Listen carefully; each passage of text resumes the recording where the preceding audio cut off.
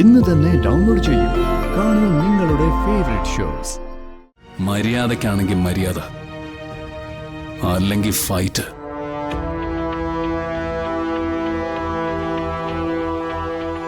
അതാ നമ്മുടെ കുടുംബത്തിന്റെ തീരുമാനം.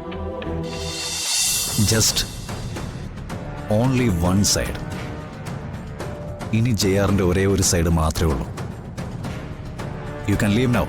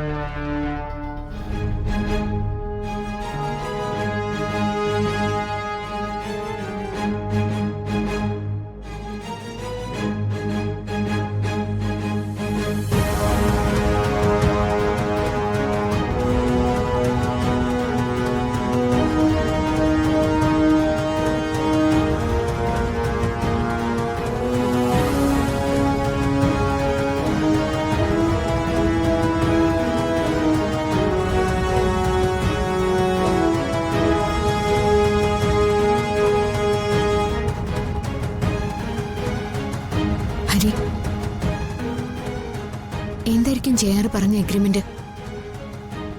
നമ്മളിപ്പോ അറവശാലയിലെ മൃഗങ്ങളല്ലേ, നമുക്കൊന്നും തീരുമാനിക്കാൻ പറ്റില്ലല്ലോ. തീരുമാനങ്ങളെല്ലാം കശാപ്പുകാരന്റെ അല്ലേ. ഓഫീസിൽ ചെന്നിരുന്ന ഓരോ നിമിഷവും ഞാൻ അയാളെ തന്നെ ശ്രദ്ധിക്കായിരുന്നു.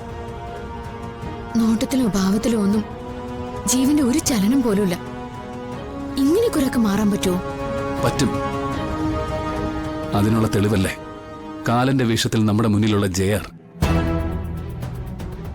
ജീവൻ ഒരു ക്രിമിനലാ, ആരെയും കൊല്ലാൻ മടിയില്ലാത്തൊരുത്തൻ. നല്ലവനാവാൻ ശ്രമിച്ചാലും എപ്പോഴെങ്കിലും ഒരിക്കൽ തനിനിറം പുറത്തു വരില്ലേ? അങ്ങനെ വേണമെന്ന് നിർബന്ധമൊന്നുമില്ലല്ലോ. നമ്മൾ എത്രയോ പേരെ വഴി കാണുന്നു. ചിലരുടെ ചിരി നല്ല ഭംഗിയുണ്ടെന്ന് നമ്മൾ പറയും, അയാളെ കാണുന്നതിന് ആശ്വാസമാണെന്ന് പറയും. പക്ഷെ മറ്റൊരു ദിവസം അയാളെക്കുറിച്ച് കനത്തിലുള്ള വാർത്തകൾ കേൾക്കും. അയാൾ കൊന്നുവെന്നോ അല്ലെങ്കിൽ പുറത്തു പറയാൻ പറ്റാത്ത എന്തെങ്കിലുമൊക്കെ കാര്യങ്ങൾ ചെയ്തു എന്നൊക്കെ. ജീവിതത്തിൽ അഭിനയിക്കാൻ തീരുമാനിച്ചവരെ അവരെ തിരിച്ചറിയാൻ പ്രയാസമാണ്. അയാൾക്ക് വ്യക്തമായൊരു തീരുമാനമുണ്ട് നിത്യ. അതിനുള്ള ചരടുകൾ പാകി പാകി നമ്മളതിൽ കുടുങ്ങുന്നതുവരെ കാത്തിരിക്കുന്നതാ. ഇനി അവൻ നമ്മളെ കൊടുക്കും. ഒന്ന് കരയാൻ പോലും ആകാത്ത അവസ്ഥയില് കഴുത്ത് ഞെരിക്കും. പേടിച്ചോടാൻ പറ്റില്ലല്ലോ ഹരി, നമുക്ക് ഫേസ് ചെയ്യാം. അല്ലെങ്കിലും ജീവൻ ജയിലിലായിരുന്നെങ്കിൽ പോലും തിരിച്ചു വരുന്നൊരു ദിവസം ഉണ്ടാവില്ലേ? അന്നും നമ്മളിതൊക്കെ അനുഭവിക്കേണ്ടി വരുമായിരുന്നല്ലോ. അത് കുറച്ച് നേരത്തെ ആയിപ്പോയി എന്ന് കരുതിയാൽ മതി. വാ, നമുക്ക് വീട്ടിലേക്ക് പോവാം.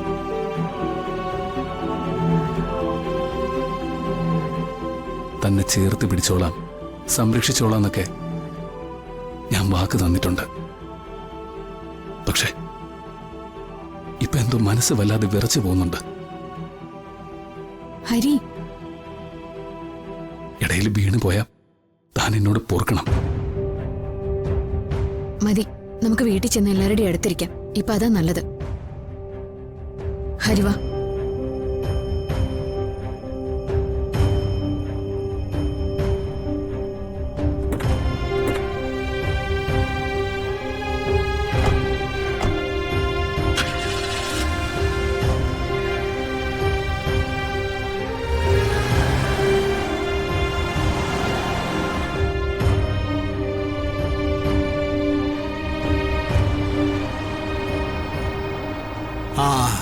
അമ്മ,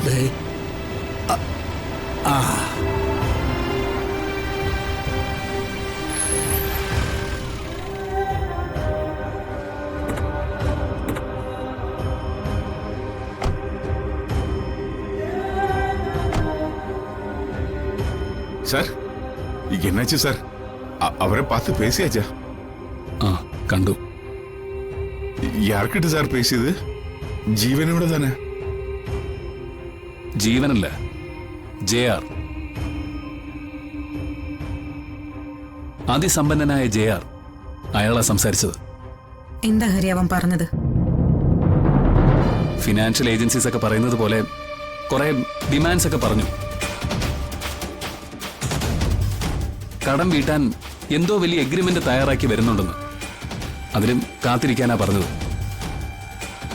നമ്മൾ എന്താടാ അവരുടെ അടിമകളോ? അവൻ പറയുമ്പോൾ കാത്തിരിക്കാനായിട്ട്. പണം വാങ്ങിച്ചവർ അടിമകളല്ലേ? என்ன ഇനിയിപ്പോ ഇത് പറഞ്ഞ് എല്ലാരും വിഷമിച്ചിരിക്കൊന്നും വേണ്ട. ഈ പണം തന്നവര് എഗ്രിമെന്റും കൊണ്ട് വരട്ടെ, അതിനുശേഷം തീരുമാനിച്ചാൽ മതി. എല്ലാവരും വലുതും കഴിച്ചിരുന്നോ? അതോ ഇതെന്താണെന്ന് അറിയാൻ വേണ്ടി പട്ടിണി കിടന്നോ?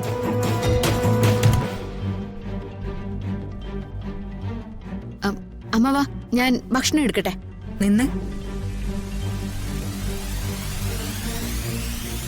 വഴിയിൽ വെച്ച് തീരുമാനം എടുത്തോ. ഇവിടെ വരുമ്പോ ടെൻഷനും സങ്കടവും ഒന്നും പാടില്ലെന്ന്.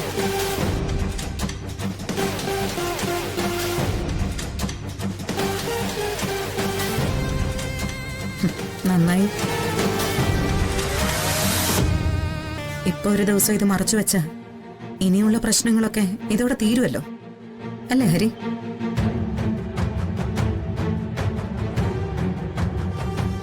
ആന്റി, ആന്റി, ഈ കാര്യത്തിൽ നമ്മൾ പരസ്പരം എന്തു പറയാനാ? നമ്മുടെ മുമ്പിലെ JR ജീവനാണെന്നുള്ളത് നമുക്കറിയാം.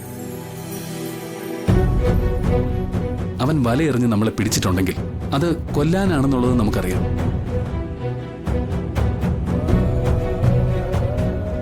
തൽക്കാലം നമ്മുടെ മുന്നിൽ പ്രതിവിധിയൊന്നുമില്ല. ഞാൻ അവനെ ചെന്നൊന്ന് കാണട്ടെ. കാല് പിടിച്ചിട്ടാണെങ്കിലും ഞാനൊന്ന്. അമ്മയ്ക്ക് വേറെ ജോലിയൊന്നുമില്ലേ? അമ്മയുടെ അന്തസ് കളയുന്നല്ലാതെ വേറെ എന്താ പ്രയോജനം? അമ്മ അയാളുടെ കാൽക്കലിൽ ചെന്ന് വീഴുന്നതിനേക്കാൾ അയാൾ തരുന്ന ശിക്ഷ ആയുഷ്കാലം അനുഭവിക്കുന്നതാ നല്ലത്. സുജാത, പിള്ളേര് പറയുന്നതിനും കാര്യമുണ്ട്. സുജാത ഒന്നും പോകണ്ട. അല്ലാതെ ഇതെങ്ങനെ പരിഹരിക്കും രാമകൃഷ്ണേട്ടാ? നമ്മുടെ കുടുംബത്തിനൊരു തീരുമാനം വേണം. കരഞ്ഞിട്ടായാലും പേടിച്ചിട്ടാണെങ്കിലും ആ തീരുമാനത്തിൽ മാറ്റം വരാൻ പാടില്ല. എന്തായാലും അയാൾ കൊണ്ടുവരുന്ന എഗ്രിമെന്റ് കാണട്ടെ, എന്നിട്ട് മതി നമ്മുടെ പ്രതികരണം. கரெக்ட் ஹரி சாரே. கொஞ்சம் வெயிட் பண்ணியா அவரை திரும்பி அடிக்கிறதுக்கு ஒரு வழி நமக்கு கிடைக்கும் இல்லையம்மா? തല്ലി തോൽപ്പിക്കൊന്നും വേണ്ട ശരവണ. നമ്മൾ ചോദിക്കുന്നത് ഒരല്പം സാവകാശം. അതിപ്പോ കോടതി പോയാലും നമുക്ക് ആ സാവകാശം കിട്ടും. മര്യാദക്കാണെങ്കിൽ മര്യാദ, അല്ലെങ്കിൽ ഫൈറ്റ്.